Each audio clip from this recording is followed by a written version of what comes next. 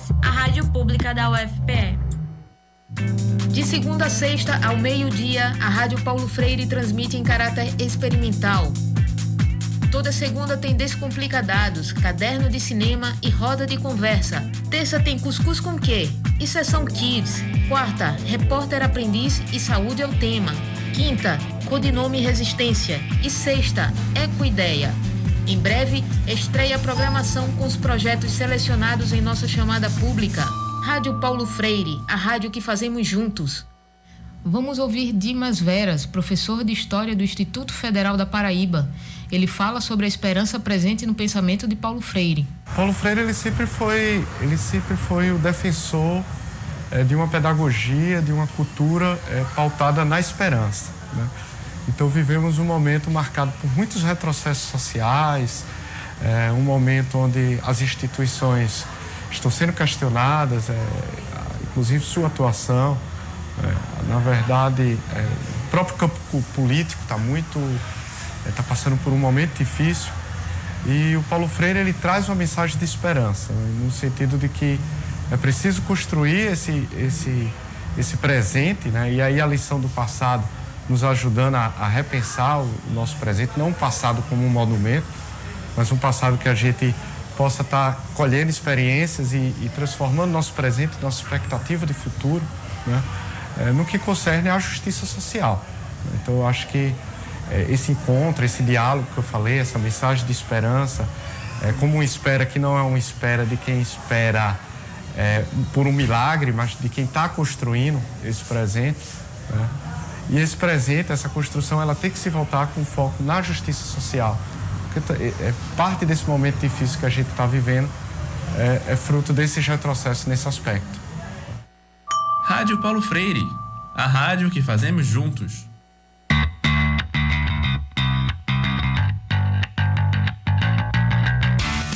A Rádio Paulo Freire apresenta Descomplica Dados. Boa tarde, ouvintes da Rádio Universitária Paulo Freire. Começa agora mais um programa especial da transmissão experimental da rádio que fazemos juntos e juntas. Eu sou Marcelo Detoni, estudante de jornalismo da UFPE, e esse é o Descomplica Dados, programa que fala de dados, tecnologia e cultura digital. E eu gostaria de lembrar que você pode nos acompanhar tanto pela Universitária 820 AM, como também pela nossa transmissão ao vivo no Facebook. Basta acessar facebook.com/Rádio Universitária Paulo Freire. Entra lá e comenta com a gente o que você está achando do programa. Bem, a internet, os celulares, os computadores e os mais diversos dispositivos tecnológicos nos trazem inúmeros benefícios, não é mesmo? Desde a oportunidade de conversarmos com uma pessoa que a gente gosta, que pode estar do outro lado do mundo, até o fato de que podemos ter diversas músicas salvas no nosso celular para quando e onde quisermos ouvir. Mas tudo tem seu aspecto positivo e negativo. E isso depende do uso que destinamos para qualquer coisa, não apenas equipamentos eletrônicos. Por isso, com o advento dessas tecnologias, um novo conceito também surgiu: as guerras cibernéticas. Não estamos falando de guerra nas estrelas ou qualquer outra ficção científica. Estamos falando de algo que pode ter consequências no mundo em que vivemos. As guerras cibernéticas não ocorrem com armas físicas, mas sim através da confrontação em meios eletrônicos e informativos, seja com vírus ou outros mecanismos de espionagem e manipulação. Um caso que ganhou fama mundial aconteceu no Irã, em 2011. Naquele ano, um programa de computador se instalou em uma usina nuclear do país e fez com que as centrífugas do complexo de energia girassem 40% mais rápido por 15 minutos, causando rachaduras nas estruturas de alumínio dos aparelhos. Mais tarde, foi revelado que o vírus havia sido criado pelos Estados Unidos e Israel. Por isso, para entendermos esse conceito de guerras cibernéticas, qual o seu impacto no Brasil e como podemos nos defender pessoalmente de ataques virtuais, a gente conversa com Cris Cavalcante. Cris é do Fórum de Mulheres de Pernambuco e realizou recentemente um seminário que discutiu segurança digital e institucional para movimentos e organizações da sociedade civil. Boa tarde, Cris. Seja bem-vinda. Boa tarde, ouvintes da Rádio Paulo Freire. Um prazer estar aqui com vocês hoje para a gente discutir um tema que está na pauta do dia, né? Cris, baseado um pouco no que a gente falou aqui, como é que você definiria as guerras cibernéticas? Olha, é uma pergunta que daria uma tese de aí um livro todo completo, mas as guerras cibernéticas são agora o nosso grande entrave, né? É são projetos corporativos, né, de grandes empresas. Então, a gente tem a dominação por uma parte do capital de várias empresas que estão situadas na internet. A internet parece um ambiente muito livre e foi criado com esse propósito, né? Foi criado com um propósito ativista, né? de ativismo e de liberdade de expressão, mas que se tornou um veículo largamente cooptado por grandes empresas que lucram bastante com isso. Então, a guerra cibernética hoje é essa luta entre grandes empresas, grandes capitais e grandes potências mundiais por esse ambiente que é disputadíssimo e que tem avançado e chegado cada dia mais na vida e na casa das pessoas. Muito interessante.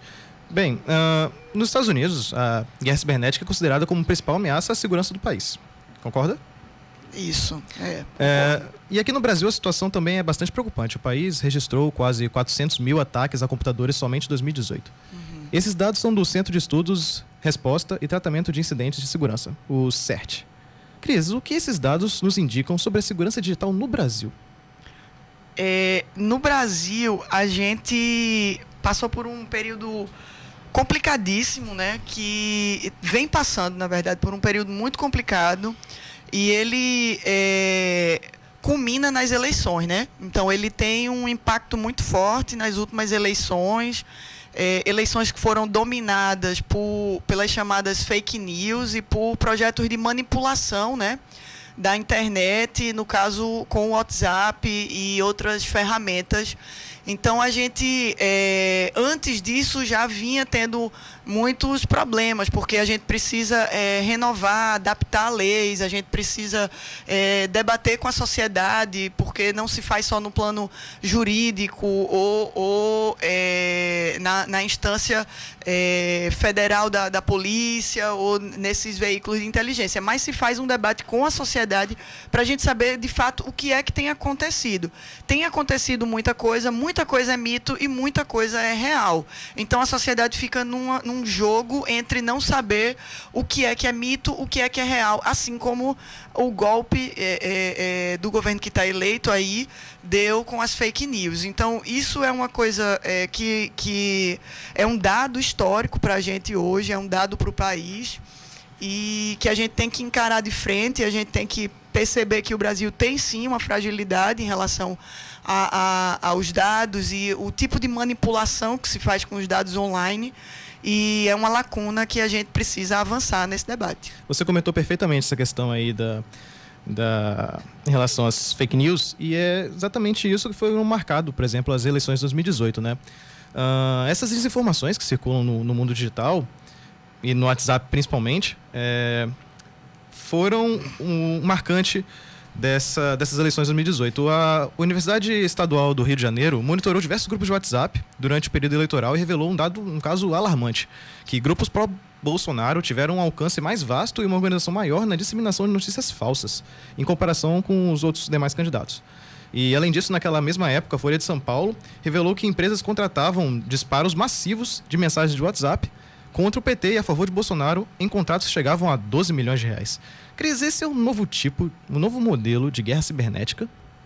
Com certeza. Esse é um novo modelo, é um modelo que é desleal, é um modelo que vence quem tem mais dinheiro e menos ética. Então, como nós...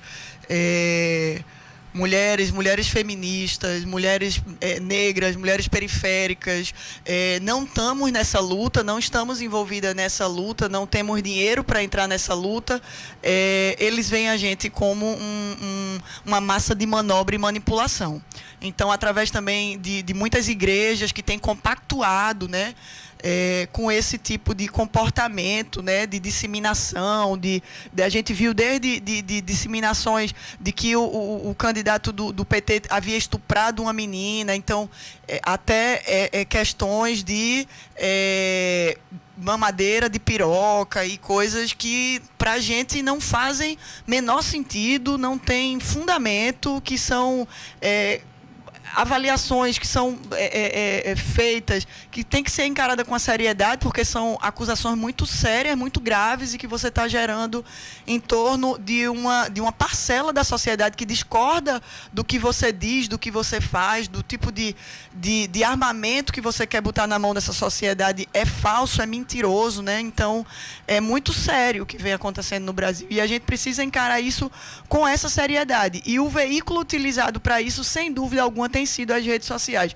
Não é à toa que o presidente ele se comunica com a população não pelos veículos de comunicação, inclusive públicos, inclusive fortalecendo os veículos públicos de comunicação que precisam de investimento, que necessitam de investimento, mas pelo seu próprio Twitter, disseminando mentiras. Veja, o WhatsApp é uma forma, a forma mais fácil de você disseminar mentira, porque uma vez que você dissemina mentira no Facebook, você pode ir lá, fazer a denúncia em meios formais, fazer a denúncia no próprio Facebook, o próprio Instagram, outros veículos também. O WhatsApp, uma vez que você dissemina uma informação, não se volta mais atrás, não se rastreia. É muito difícil o rastreamento de uma informação. Então, é um veículo tem sido muito utilizado, né? Tem sido utilizado por conservadores, por uma ala fundamentalista que tem saciado o nosso direito, né?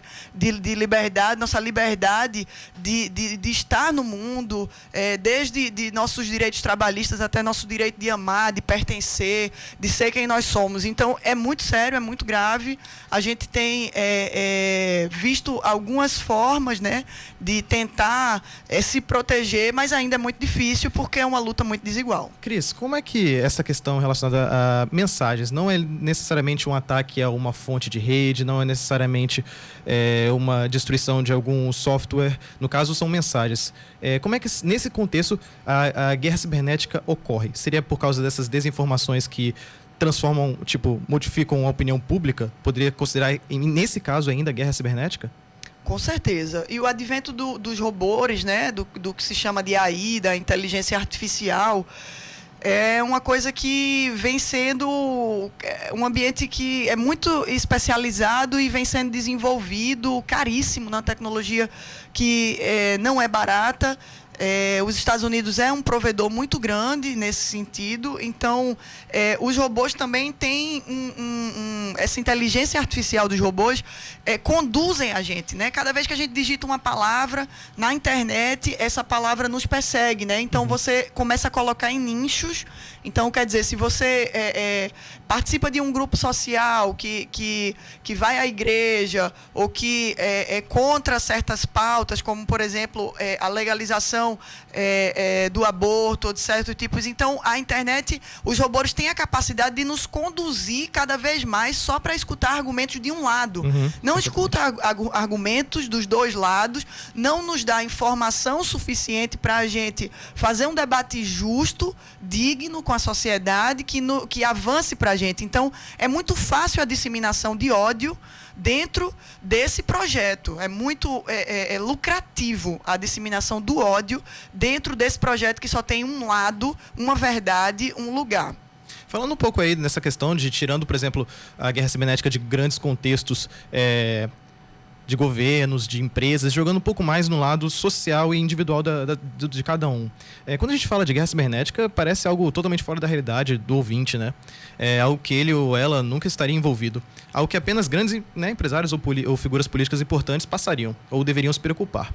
Contudo, a gente sabe que não é isso que acontece. E por que a gente precisa estar atento a esse tema? Por que se preocupar com os cuidados no mundo digital? Os cuidados no mundo digital, eles passam por várias questões. Eles passam desde do cuidado da gente com colocar nossas senhas de banco, nossos cartões de crédito, em sites. Então, é um cuidado muito individual também. As nossas senhas de e-mail, a todo tipo de senhas de acesso às redes sociais. Ele passa desde esses cuidados ao cuidado com a nossa manipulação. Então, já se sabe que, na verdade, a internet, ela, em geral, ela não tem o interesse de rastrear uma pessoa só, a menos que o ataque seja direcionado, o que também tem acontecido. mas ela tem a capacidade de manipular setores, regiões. Então, por exemplo, o seu comportamento online, por que ter cuidado com o seu comportamento online? Seu comportamento online, ele é jogado para bancos de dados que são servidores, grandes servidores, e que captam o comportamento seu enquanto consumidor. As empresas começaram a captar esse tipo de informação como consumidor. E virou-se o jogo, porque, na verdade, desde a eleição de Trump, né, e também a eleição do Bolsonaro,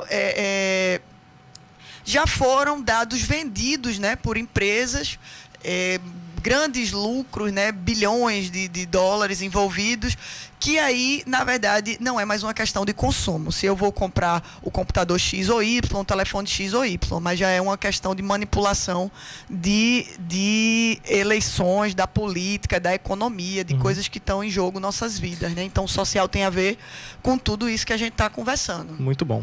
A gente vai fazer uma pequena pausa agora na nossa conversa, são 12h16, e já voltamos, já, aqui na Rádio Paulo Freire, a rádio que fazemos juntos. ZYI 775, Rádio Universitária Paulo Freire AM 820 kHz, a rádio pública da UFPE.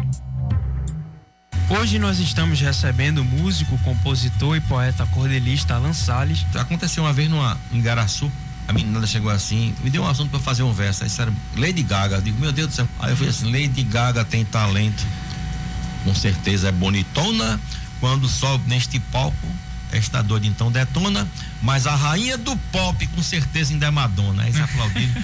Aí não, porque era o pessoal estudante de Igaraçu, 14, 15 anos, cheio de hormônio, aquele menino danado. Outro tema, Michael Jackson.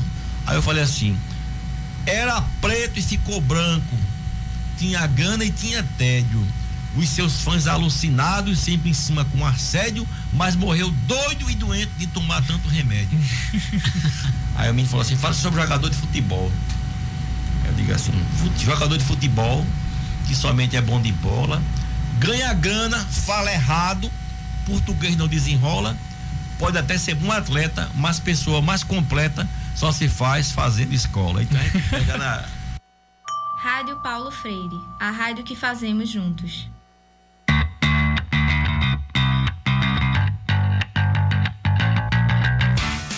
Estamos de volta aqui na 820 AM com o programa Descomplicados. Hoje, conversamos sobre guerras cibernéticas e como nos proteger de violações cometidas no mundo digital. Lembrando que você pode acompanhar o Descomplicados através das nossas redes sociais. É só checar a Rádio Paulo Freire no Instagram e @Paulo Freire UFPE no Twitter. No Facebook é só procurar por Rádio Universitária Paulo Freire. Hoje a gente está aqui com o Cris Cavalcante.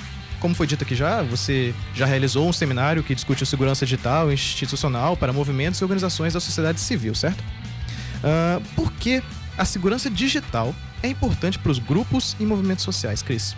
Olha, o movimento social tem sido criminalizado, né? A gente tem sofrido uma perseguição, porque nós não estamos num país onde se faça valer uma democracia, né?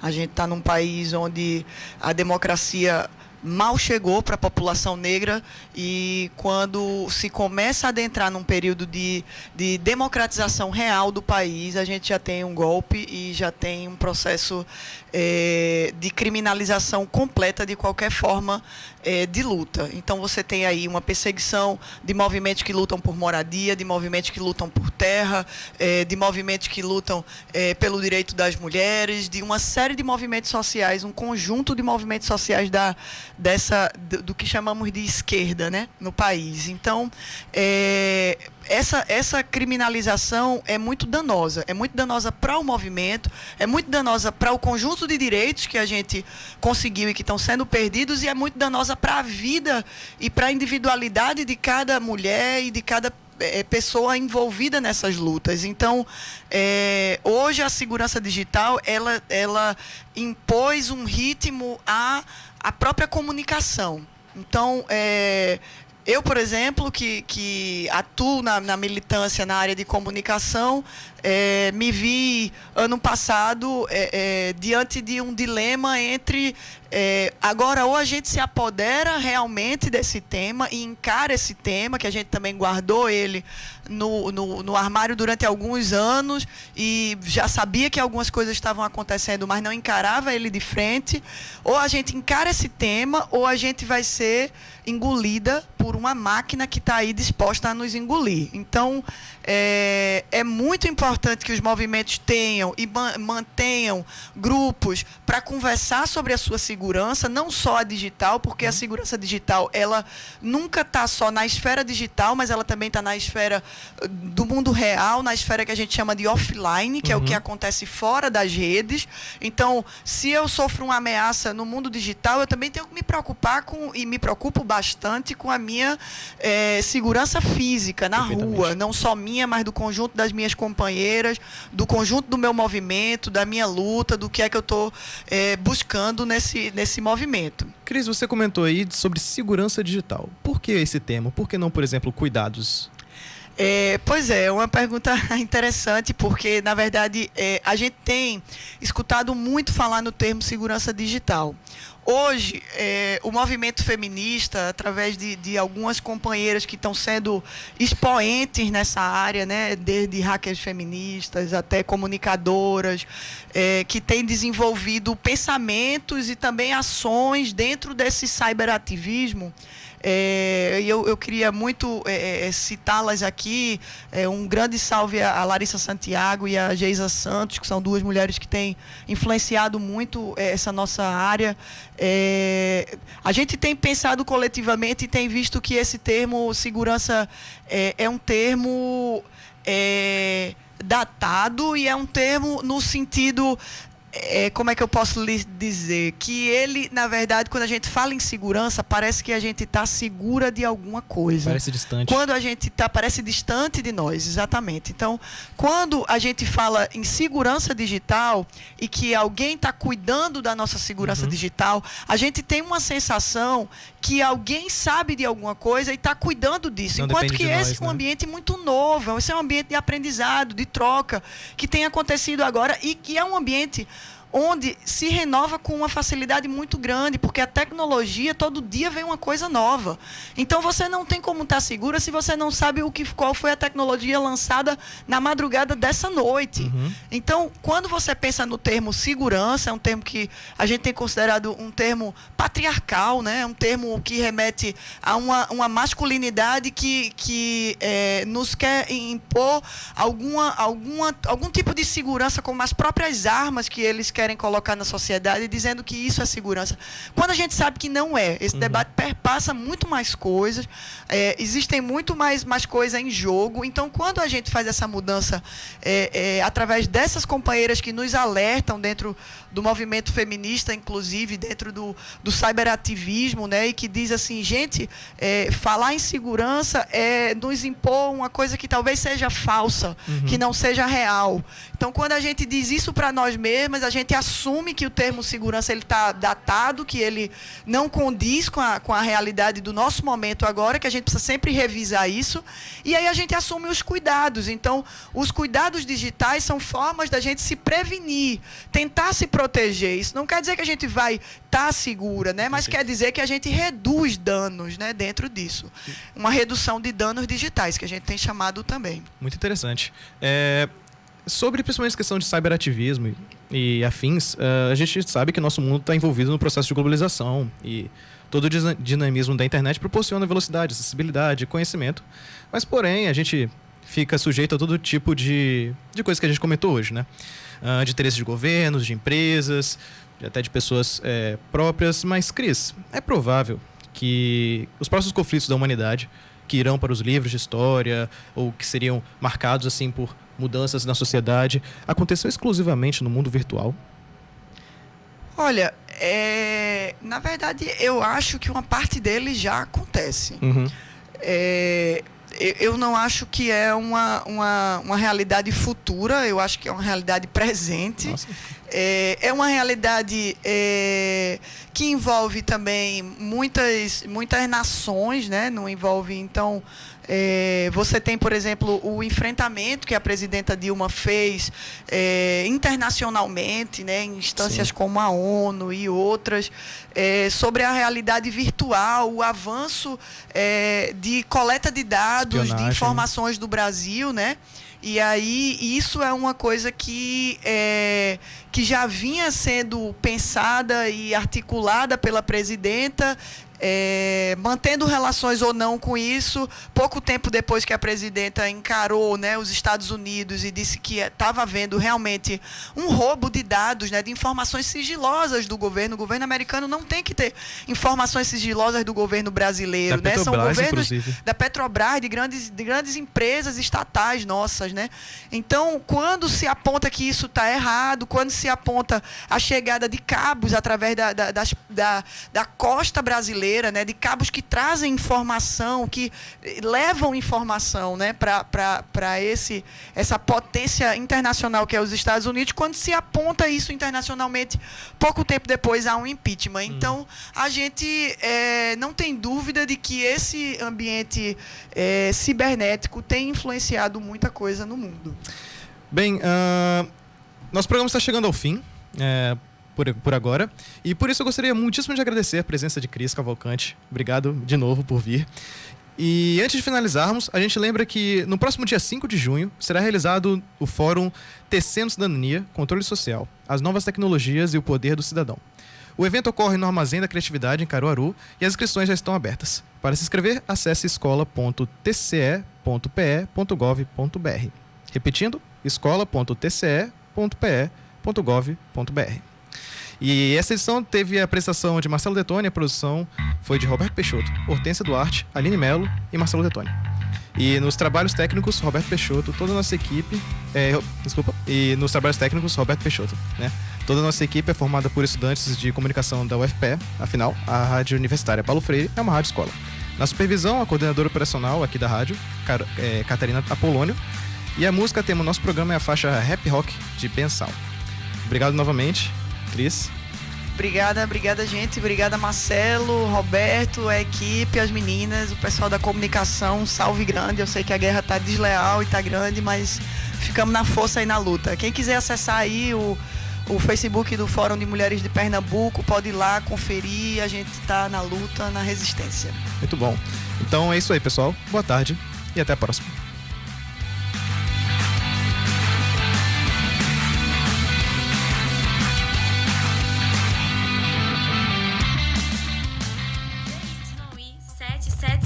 Rádio Universitária Paulo Freire, AM 820 kHz, uma emissora da Universidade Federal de Pernambuco. A Rádio Universitária AM agora é Rádio Universitária Paulo Freire. A Rádio Paulo Freire vai proporcionar